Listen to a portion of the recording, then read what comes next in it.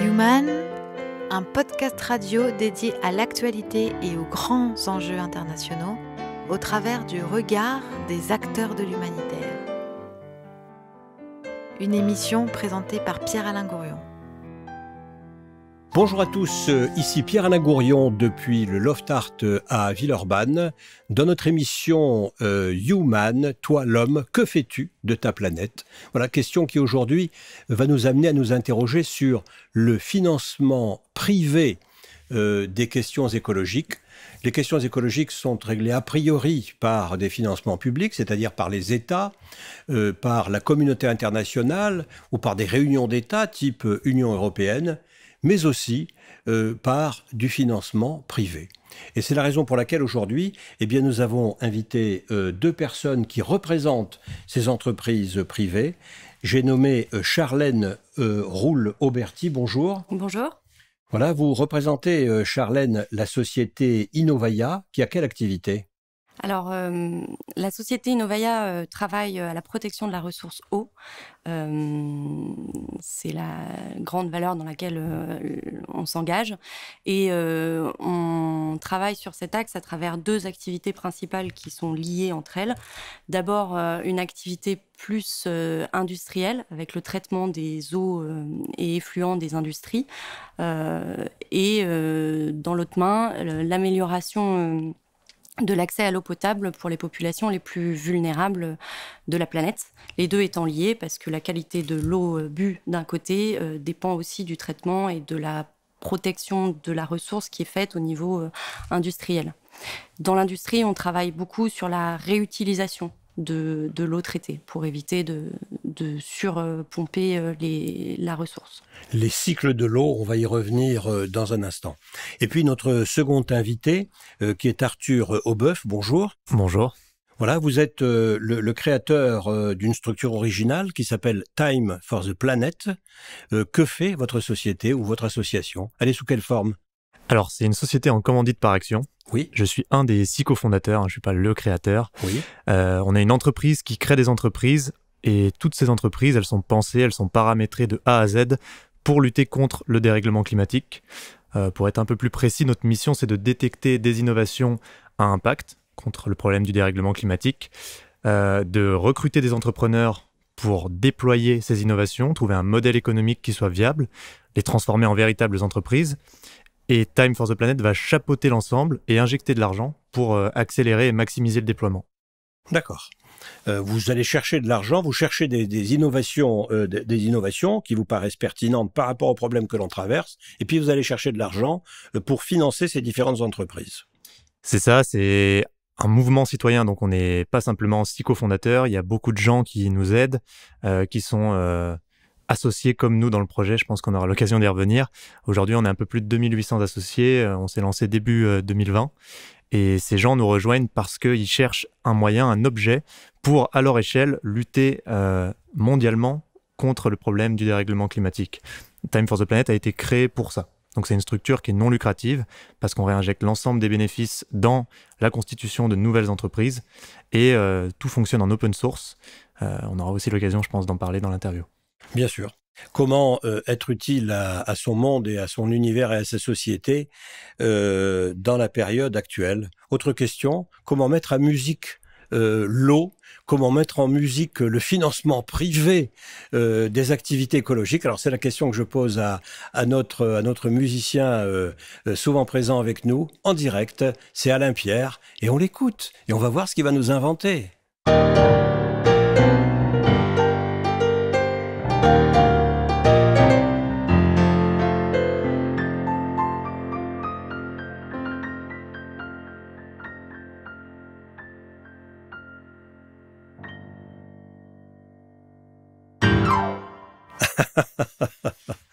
La chute a été brutale. Bon, on y reviendra dans un instant. On aura des petits moments musicaux de temps à autre pour égayer et structurer notre propos. Alors revenons à ces cycles de l'eau. Charlène Roule-Auberti, il y a un grand cycle et un petit cycle. Alors on va partir du grand cycle de l'eau peut-être. Oui, alors le grand cycle de l'eau, c'est celui qu'on apprend généralement à l'école, le principe de l'évaporation, le transport de l'eau à travers les nuages, puis la pluie, l'eau qui rentre dans les sols, etc. Des océans qui couvrent les 2/3 de la planète. Tout à fait. L'eau s'évapore. Oui. Ça monte dans le ciel. Oui. Il y a de l'air. Oui. Les nuages se promènent. C'est ça. Et puis à un moment, il va pleuvoir. Il pleut et l'eau revient à la terre, passe les différentes couches sédimentaires et puis vient abonder des nappes phréatiques dans lesquelles, généralement, on puise, on pompe pour récupérer l'eau que l'on boit, en tout cas dans les pays comme la France, en tout cas. Et nous, on intervient beaucoup plus sur le petit cycle de l'eau, c'est-à-dire le cycle domestique, qui est composé de 5 étapes principales. Le pompage de l'eau, justement, donc généralement nappe phréatique, mais aussi haute surface, rivières, lacs, réserves, retenues. Le traitement de cette eau, puis le stockage, la distribution, et puis enfin le traitement de cette eau avant rejet dans la nature, où là, elle retourne dans le grand cycle de l'eau finalement. Nous, on intervient à cet endroit-là avec un principe qui est relativement innovant, qui est de dire, voilà, nous, on travaille essentiellement avec des eaux de surface, donc pas forcément avec des forages, et à travers un traitement qui fonctionne sans produits chimiques et sans consommables. La machine qui s'appelle l'Unio, qu'on a développée pour l'accès à l'eau potable, est en ce sens un petit peu disruptive par rapport à ce qu'on trouve généralement dans l'accès à l'eau potable, notamment dans les pays les plus pauvres, où ils ont le moins accès à l'eau potable, où généralement on a des solutions. Qu'est-ce qu'elle fait, cette machine ? Alors, elle filtre l'eau. Il y a une succession de filtres et de différents médias filtrants. Elle filtre l'eau à travers des membranes d'ultrafiltration, qui est un procédé qui vient initialement plutôt de la pharmacie, qui filtre 99,999% des bactéries et des virus. On a le niveau de protection maximal là-dessus. Et puis après, il y a un enchaînement de filtres pour aller capter les polluants spécifiques dans les eaux sur lesquelles on intervient. Et en fait, la grande innovation d'Innovaya, c'est un système de rétrolavage automatisé qui permet de protéger les filtres et d'assurer une durée de vie de 10 ans. Sans avoir besoin de changer des pièces, des filtres ou des pièces dans la machine. Et sans que cette machine coûte trop cher. On essaye de faire en sorte que cette machine ne coûte pas trop cher. Et comme, alors là où aussi on a un modèle de fonctionnement qui change un petit peu par rapport à ce qu'on voit habituellement, c'est que nous, on n'a pas d'OPEX, on n'a pas de coût d'opération en fait. On n'a pas à tous les 6 mois changer un filtre, on n'a pas à acheter des pastilles de chlore pour mettre dans l'eau qu'on produit. Donc du coup, on n'a aucun coût caché par la suite. Il n'y a pas d'entretien, il n'y a pas de coût d'entretien. L'entretien, il est... Je suis un village africain, je parle vite et simplement, j'arrive à obtenir l'une de ces machines, soit directement, soit par l'intermédiaire d'une ONG, vous allez nous en parler. Je l'installe, enfin où on me l'installe, et ça va fonctionner, et je vais avoir une eau propre, une eau filtrée, pendant 10 ans, sans rien faire d'autre que de m'en servir. Alors, je l'installe, parce que c'est vous qui l'installez. Innovaya qui l'installe, mais toujours avec les bénéficiaires. Oui. C'est-à-dire qu'on forme les personnes aussi sur place. On leur montre comment on installe la machine. Elle se veut très pédagogique. Il y a un code couleur sur les machines pour voir par où rentre l'eau, par où sort l'eau, où est le réseau de rétrolavage. Donc nous, on va pas juste installer la machine, on va expliquer ce qu'on fait aussi à une personne qui va être choisie dans la communauté comme référent technique et gestionnaire du système derrière. Et en fait, la maintenance préventive est autogérée par la machine. D'accord ? Puisque ça, c'est effectivement un algorithme qu'on a développé et qui permet au filtre de se régénérer et de s'auto-nettoyer, en fait, à un temps donné. Par contre, il va y avoir potentiellement de la maintenance curative, qui normalement est relativement faible si la maintenance préventive est bien faite, ce qui est le cas puisque là elle est automatisée. On observe assez souvent sur le terrain que la plupart des solutions d'accès à l'eau potable fonctionnent un temps et puis s'arrêtent, faute d'entretien, faute de consommables, parce que se réapprovisionner quand on est une communauté isolée dans un endroit coupé parce qu'il y a une saison des pluies et que la route est coupée, on n'a pas forcément la possibilité de se réapprovisionner. Donc, c'est souvent par des problèmes qui sont pas forcément liés des problèmes inhérents au type de machines qui sont installées qui causent la non-durabilité du système. Nous, on a vraiment développé une machine qui fonctionne durable, qui fonctionne pendant 10 ans, qui est garantie pendant 10 ans, et sur laquelle il y a éventuellement de l'intervention humaine sur du curatif. Mais dans ce cas-là, on est là pour aider, on est là pour expliquer comment il s'agit potentiellement de changer un filtre qu'on garantit, donc de toute façon qui ne va pas coûter à la communauté, mais avec un module très très simple qui n'est pas fermé, qui est accessible et qui est fait pour autonomiser les communautés. Notre objectif, c'est d'autonomiser aussi les communautés sur leur gestion de l'eau. Et alors, comment est-ce que vous arrivez à ces communautés qui vont utiliser cette machine? Vous avez donné son nom, mais je l'ai pas capté au passage. Votre machine, comment s'appelle-t-elle? C'est le Unio. Un Unio, c'est un petit mollusque qui filtre l'eau, en fait, et qui capte tous les. Mais vous n'avez pas mis le mollusque dans votre machine? Non, pas du tout. Mais on a trouvé l'image assez significative. Jolie image. Donc, par qui est-ce que vous arrivez à ces communautés qui vont utiliser votre machine Unio? Par des ONG ou directement? Comment est-ce que ça se passe? Par des gouvernements? Alors, on a tous les cas de figure. À qui allez-vous vendre, en quelque sorte, vos produits, puisque on parle aussi économie et financement aujourd'hui?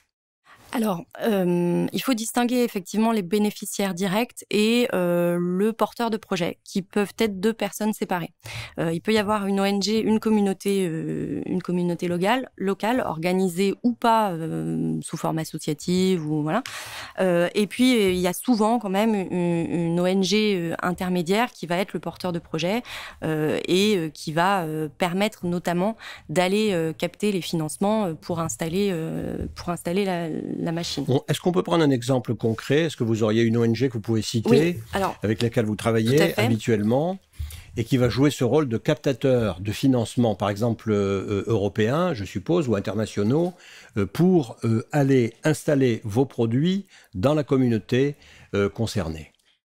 Je vais vous donner l'exemple sur lequel je travaille actuellement, qui est aux Philippines, où là on travaille. Alors, encore un autre type de montage, je vais dire, parce qu'on travaille en direct avec une ONG qui s'appelle Gawad Kalinga, qui est la plus grosse ONG des Philippines, et qui a été créée en 2003 et qui avait pour objectif de sortir de la pauvreté 5 millions de personnes d'ici à 2024. Et de le faire par notamment l'économie sociale et solidaire en tant que levier d'inclusion sociale.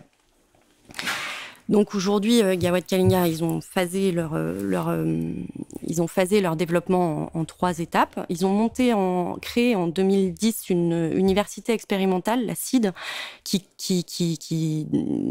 déploie un grand programme d'entrepreneuriat social auprès des jeunes les plus pauvres, en tout cas du bas de la pyramide, pour les aider à créer leur propre économie et leurs propres revenus à travers des activités professionnelles. Et on travaille avec eux dans l'idée de créer une activité autour de l'eau potable, une activité économique durable autour de l'eau potable.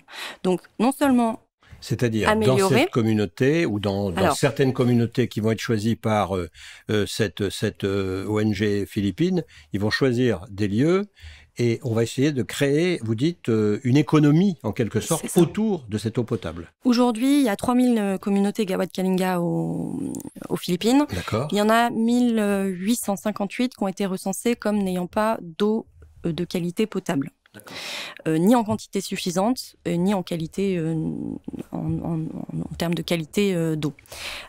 Sur ces 1958 communautés, il y a le projet dans sa phase 2, d'ici à 2024, d'effectivement équiper chacune de ces communautés de systèmes adaptés à leurs besoins, à la taille de la communauté, au type d'eau, au type de réseau qu'il y a potentiellement sur place déjà ou pas, pour pas faire du plus, mais s'adapter au réseau en place. Par exemple, il y a certaines communautés qui ont des canalisations, qui ont donc un réseau domestique avec de l'eau qui arrive chez eux. Simplement des analyses qu'on a pu faire lors de la mission exploratoire en mars 2019, on a démontré un nombre de bactéries bien supérieur à ce qui est raisonnable dans de l'eau potable. Donc il y a un gros risque sanitaire à cet endroit-là. Plutôt que d'installer une machine en plus, on va poser des petits modules qui s'appellent cette fois le Aya, du nom de la déesse sumérienne de l'eau. La déesse sumérienne de l'eau, d'accord. Directement sur le réseau, de façon à ce qu'on traite, on sécurise l'eau du réseau, oui, et que les populations puissent utiliser leur robinet.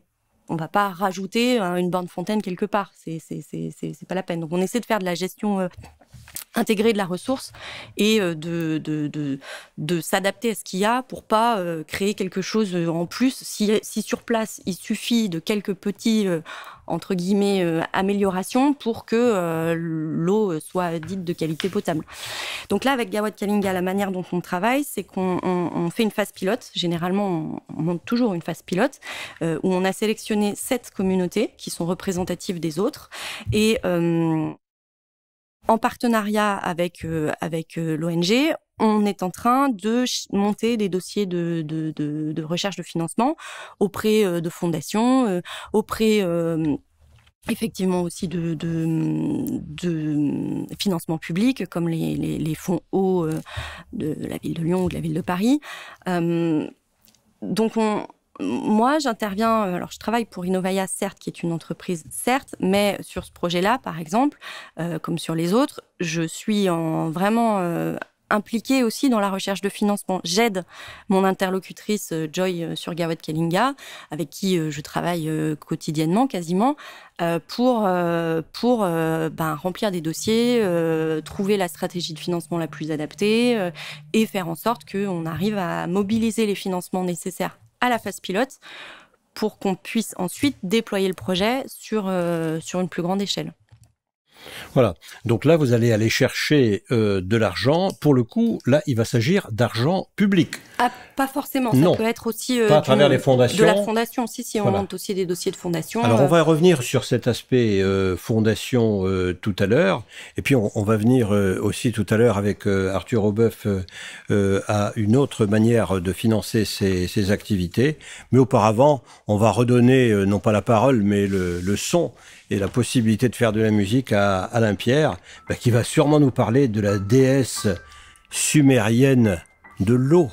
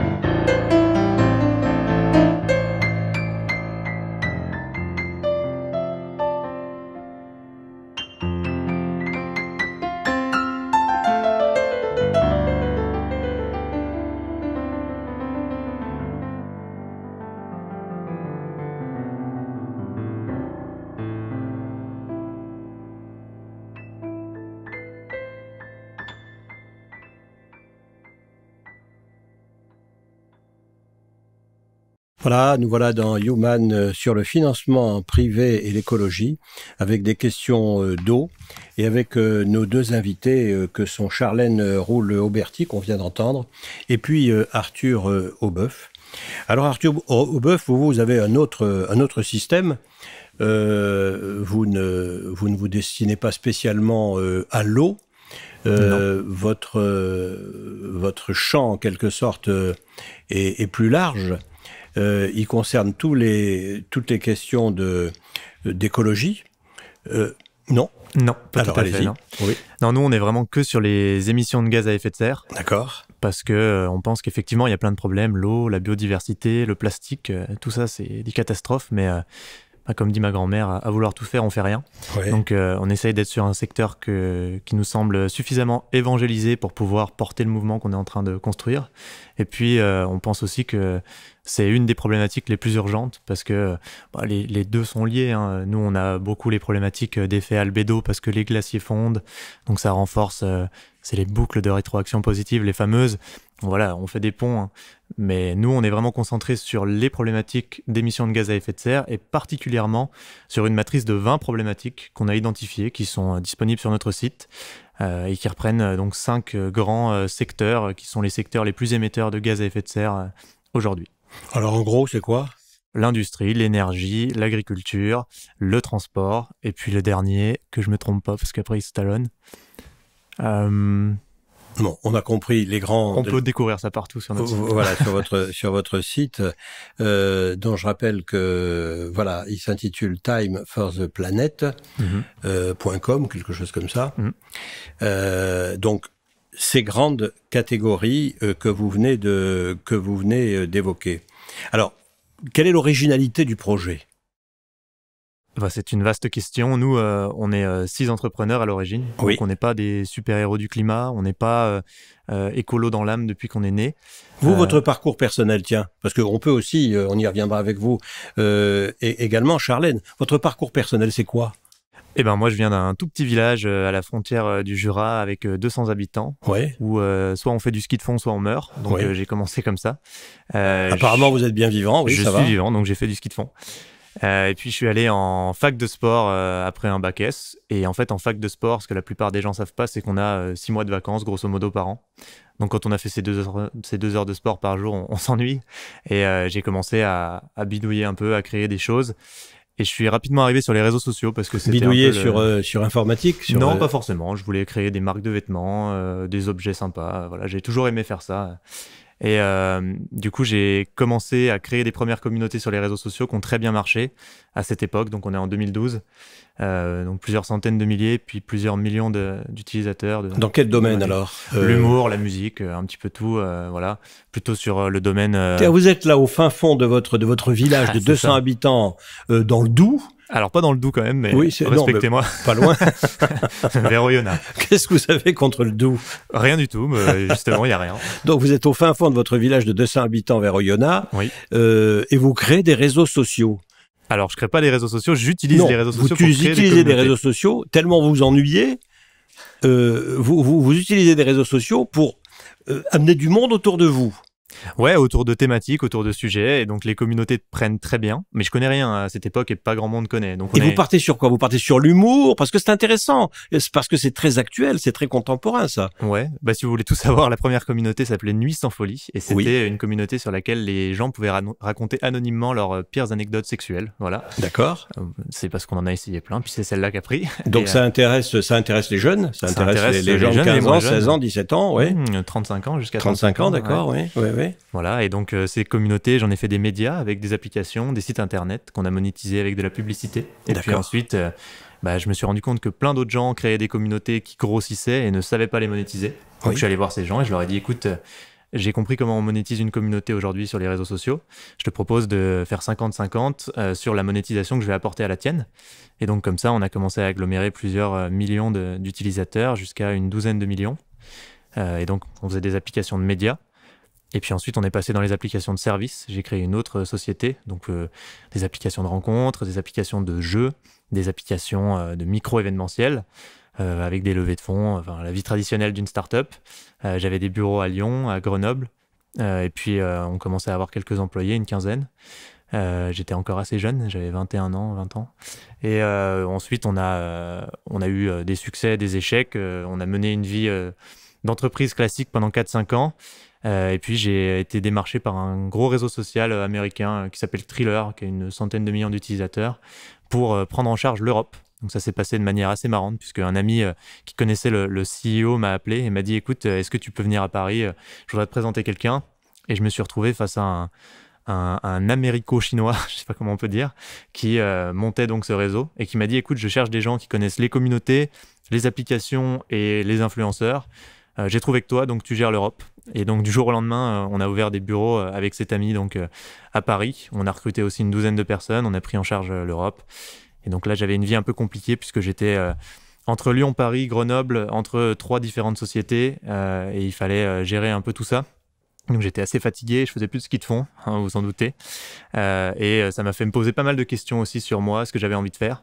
Et donc début 2019, j'ai pris la décision d'arrêter Thriller alors que c'est une boîte qui vaut 1,5 milliard aujourd'hui. Donc j'avais moyen de faire j'étais le 7e de la boîte. Mais ça me plaisait pas, je me reconnaissais pas là-dedans. C'était pas mon ADN, donc j'étais pas heureux de faire ça. Qu'est-ce qui vous plaisait pas ? Faire danser des gamins dégénérés sur une app toute la journée. Et puis aussi le fait d'être toujours... à mettre autant d'argent et tant d'énergie sur des choses qui sont futiles au regard des enjeux aujourd'hui. Je les connais parce que j'ai passé ma vie dans la nature, j'ai grandi dans la nature. Je vois qu'aujourd'hui, elle a de moins en moins de place, que ça soit dans les sujets de conversation ou tout simplement de place au sens propre. Et surtout, moi, qui viens d'une région de moyenne montagne, j'ai vu la neige fondre à vitesse grand V. Et donc, je suis venu par moi-même m'intéresser à la problématique du dérèglement climatique. Quand on se cultive sur le sujet, il n'y a pas vraiment de retour en arrière. Quand on a compris ce qui se passe et l'urgence dans laquelle on se trouve, d'abord, on n'est pas bien. Et puis ensuite, on se dit comment on peut agir. Et c'est ça l'histoire de Time, puisqu'on est tous les 6 cofondateurs un peu dans cette position où on s'est rendu compte qu'il y avait une urgence et on s'est dit, mais nous, simples citoyens qui ne sommes pas milliardaires, pas président de la République, qui n'avons aucun contact, comment on peut avoir un rôle, comment on peut participer, on aimerait.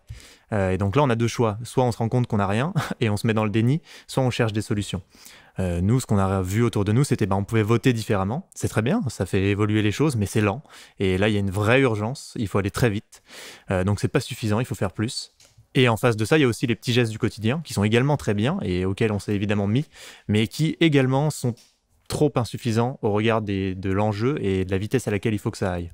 Donc nous, on s'est dit, est-ce qu'on peut créer un outil qu'on puisse mettre dans les mains des citoyens pour qu'ils puissent, à leur échelle, avoir un impact au niveau mondial ?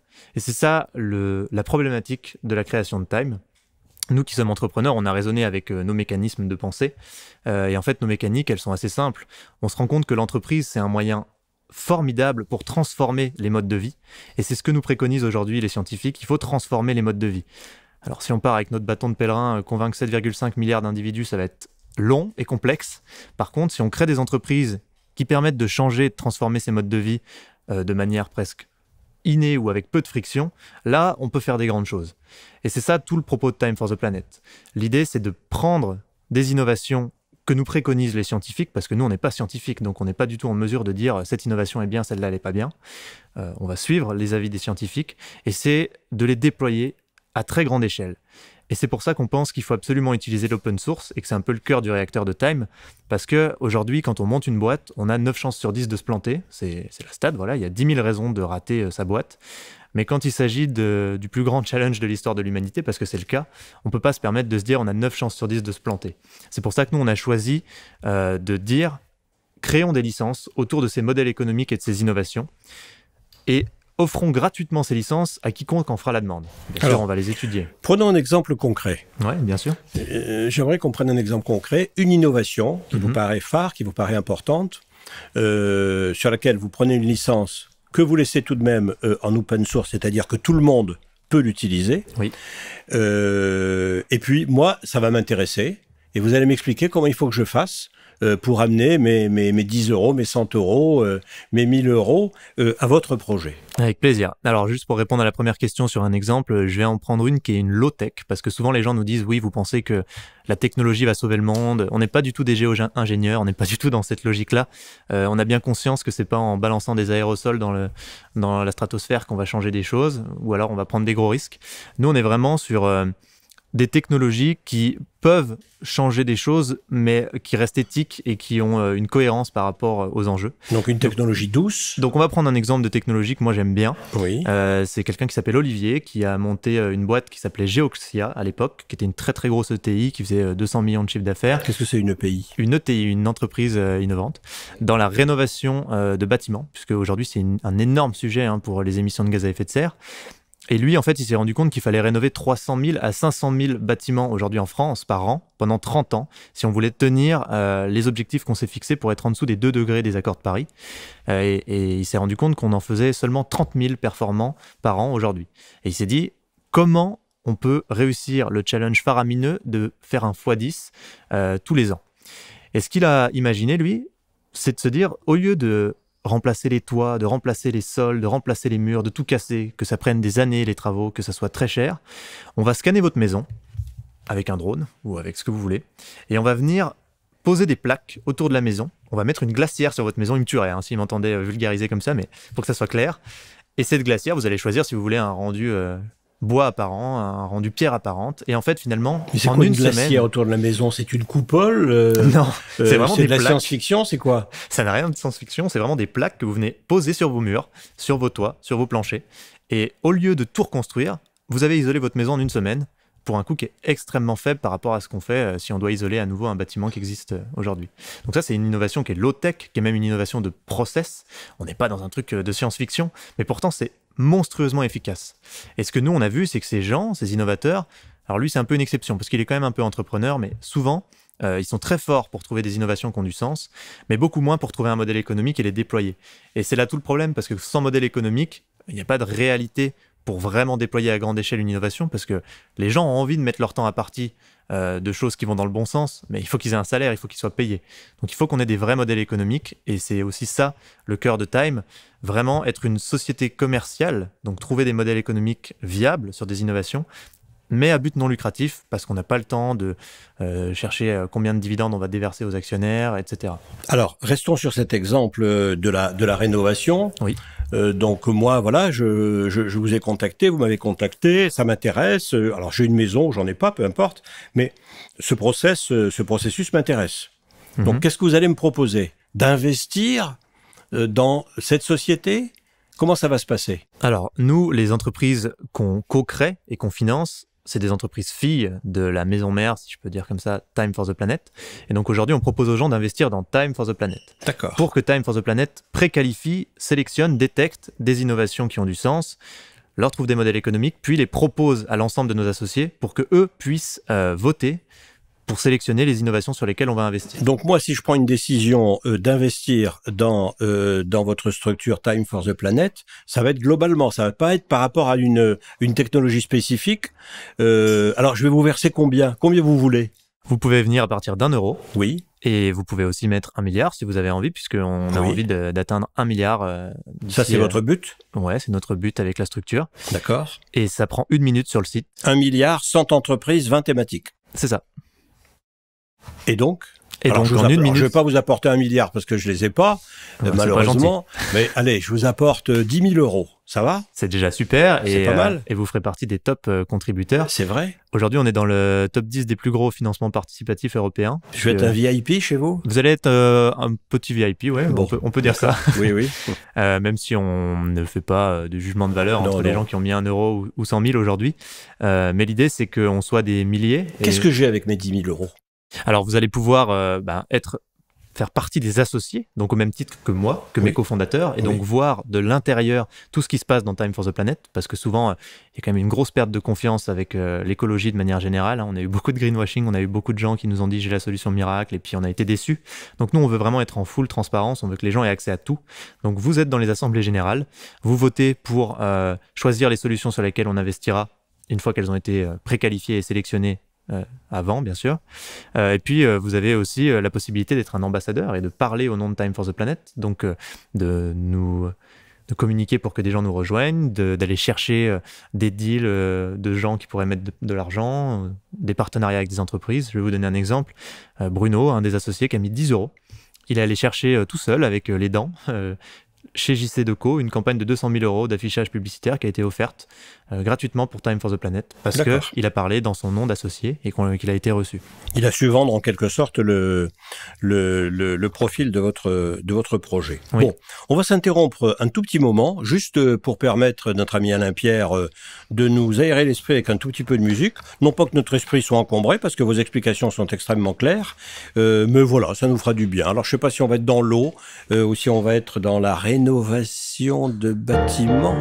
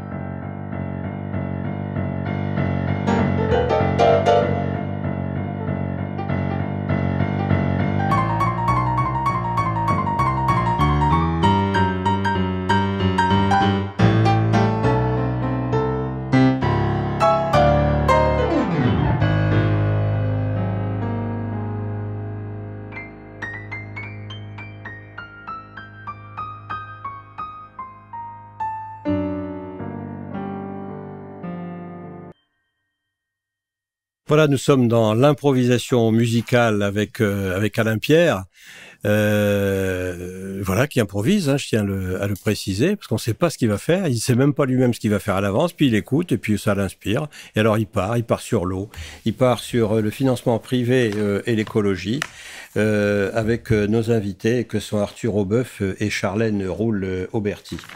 Et donc, Charlène Roule-Auberti, vous qui êtes qui travaillez pour cette entreprise Innovaya, quel a été votre parcours, tiens, parce que c'est toujours intéressant de savoir à la radio ce qu'ont fait les gens avant qu'ils ne fassent ce qu'ils font aujourd'hui. Quel est votre parcours professionnel ? Alors, moi j'ai un parcours un peu particulier. Enfin, en tout cas, j'ai changé pas mal de secteur. Je suis diplômée de l'Institut d'études politiques de Lyon, donc des études assez costauds, mais relativement généralistes. Oui. Et dans ce cadre-là, j'ai eu la chance d'aller travailler 1 an à Venise, une ville d'eau d'ailleurs, en délégation culturelle d'ambassade de France et Alliance française. Et à la suite de cette expérience, je me suis dit que je ne voulais pas faire carrière dans l'administratif, dans la fonction publique administrative, et que j'avais besoin d'une expérience plus proche, du plus concrète, plus proche des gens. Et je me suis toujours dans le domaine culturel et spectacle vivant, qui était le domaine que j'avais un petit peu sélectionné comme le secteur dans lequel j'allais m'épanouir professionnellement. Et j'ai travaillé tout de suite au sortir de mes études pendant 6 ans aux côtés de Franck-Emmanuel Comte, qui est directeur artistique du Concert de l'Hôtel-Dieu, qui est un ensemble de musique baroque lyonnais. Donc j'ai été directrice, j'ai été à la com d'abord, puis assez rapidement directrice administrative et financière de cet ensemble. Ça a été une très chouette expérience et très très formatrice, parce que quand on sort de Sciences Po, on ne sait pas du tout faire une fiche de paye pour un intermittent, c'est clair. Donc du coup, j'ai beaucoup appris sur le tas. J'ai à cette occasion beaucoup travaillé en lien avec les entreprises, parce que j'étais responsable du mécénat. On a mis en place une politique de mécénat qui était quasiment inexistante. Donc je vous parle de ça, c'était dans les années 2010. Et donc, aux côtés de Franck-Emmanuel, on a mis en place une politique de mécénat pour le Concert de l'Hôtel-Dieu, qui a été, moi, un champ de mon activité qui m'a beaucoup intéressée, parce que je trouvais que faire des ponts entre la structure entreprise et la structure association, c'est très intéressant. Il y a un intérêt de chaque côté, qu'au-delà du soutien financier, il y a plein de choses à imaginer et à créer. Qu'un chef d'orchestre, c'est comme un dirigeant d'entreprise. Il a une équipe, il a des musiciens, il a des salariés, il a un projet commun. Il faut que tout le monde aille dans le même sens pour faire un beau rendu final, comme un concert en fait. Donc voilà, ça a été une très belle expérience. Alors on peut s'arrêter d'ailleurs, si vous le voulez bien, sur cette question du mécénat, parce qu'on revient de cette manière à notre sujet.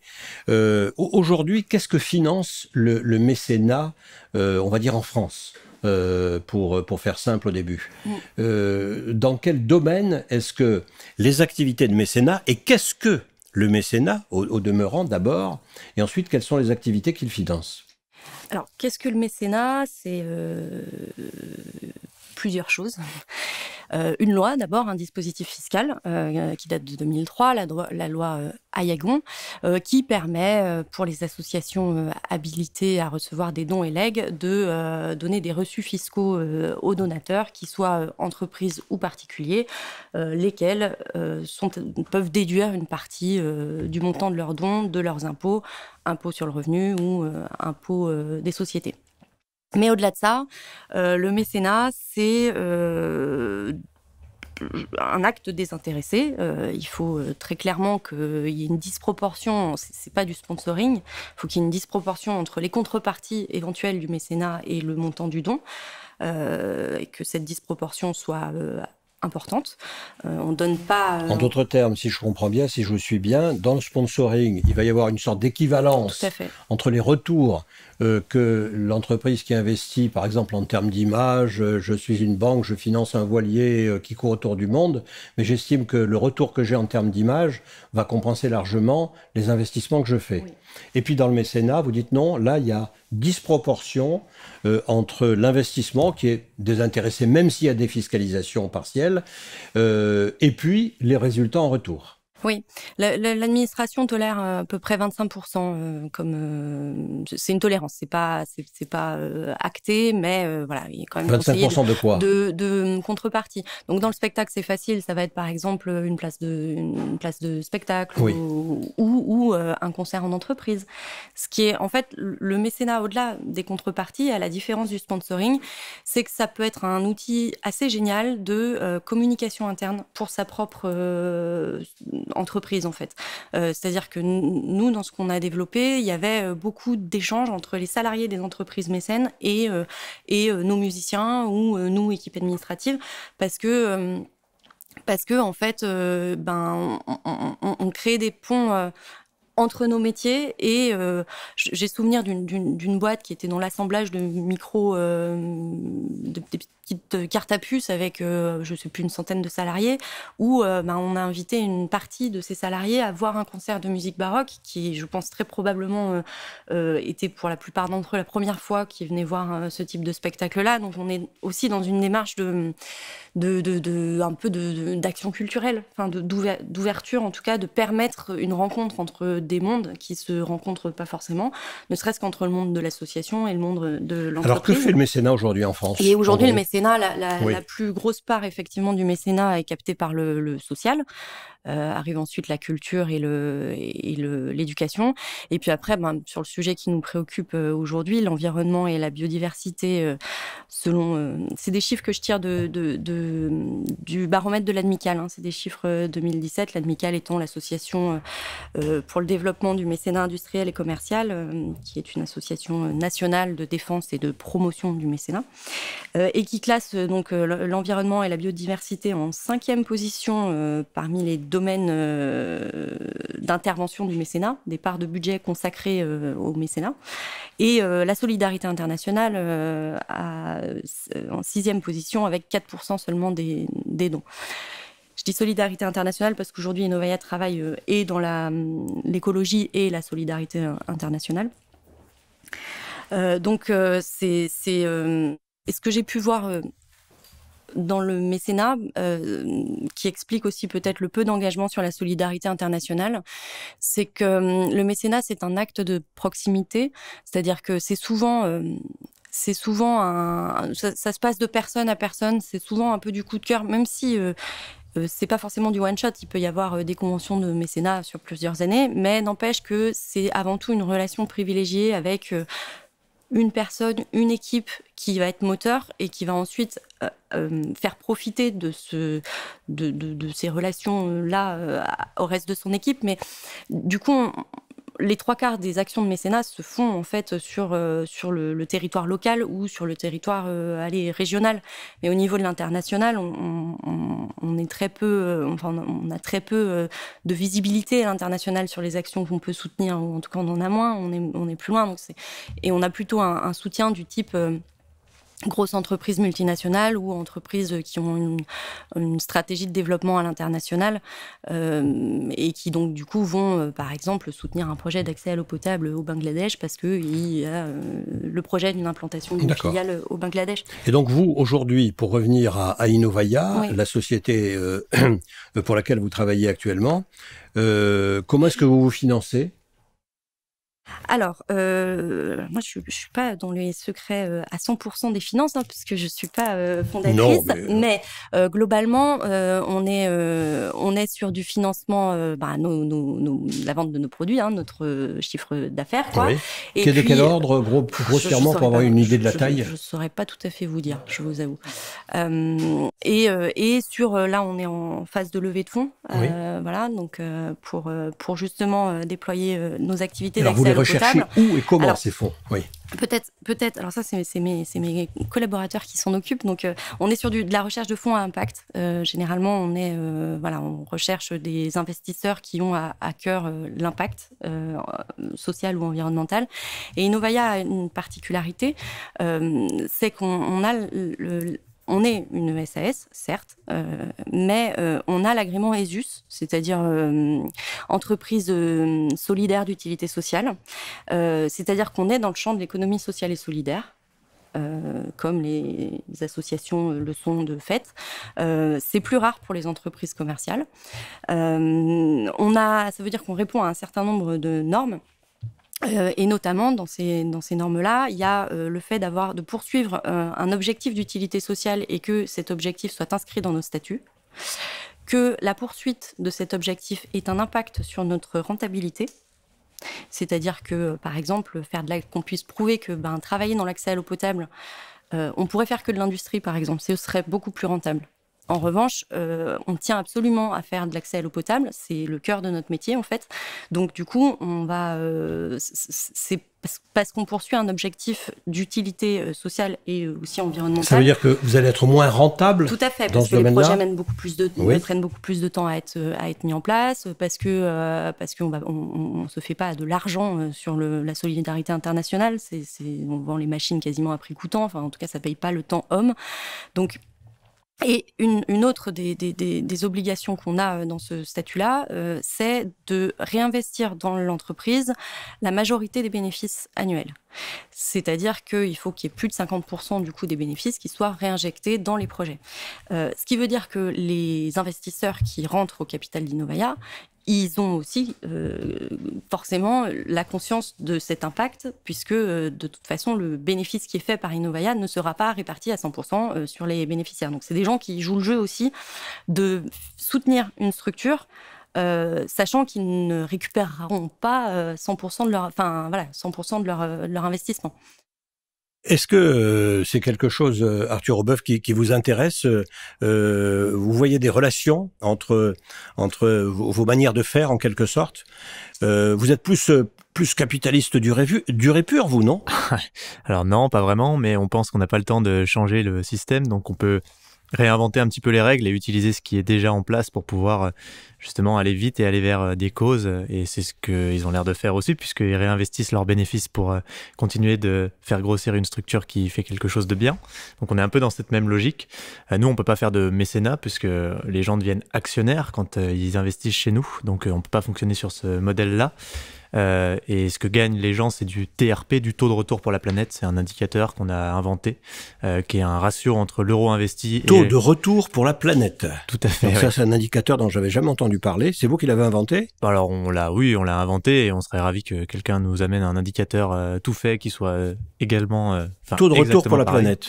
Ouais. Donc c'est juste un ratio entre les euros que vous avez investis chez Time for the Planet Oui. et la quantité de gaz à effet de serre non émise ou captée, parce qu'on fait aussi de la captation, que vous allez permettre de produire avec votre investissement. Et bon, on va reprendre mon exemple. J'ai investi 10 000 euros dans mon affaire chez vous. Oui. Hein? Oui. Et quel est mon TRP? Quel est mon taux de retour pour la planète? Je peux pas vous le communiquer maintenant puisqu'on est trop jeune. On est encore en phase de... Nous, on veut atteindre 5 millions d'euros pour commencer à financer les premières sociétés. D'accord. Aujourd'hui, vous avez atteint combien? Là, on est à 650 000 euros. D'accord. Mais, il y a combien de temps que vous avez commencé? Il y a 8 mois. D'accord. Par contre, on est maintenant, on fait 100 000 euros par mois d'investissement purement citoyen et on commence à rentrer avec les entreprises et on n'est pas vraiment lancé puisqu'on fait notre lancement fin octobre avec une grosse campagne de presse et une vidéo qu'on va diffuser sur les réseaux sociaux très fort. Mais pour l'instant, c'est le POC de Time for the Planet, donc on est assez content de voir que Qu'est-ce que c'est le POC? Le Proof of Concept, c'est simplement montrer que Bon. c'est viable. Que quand on dit à des gens, vous investissez non plus pour du ROI, mais pour du TRP, ils sont capables de venir. Du ROI, non pas du TRP. Bon. Non, l'inverse. POC, ROI, TRP. Alain Pierre, qu'est-ce qu'on fait avec tout ça quand on veut faire de la musique?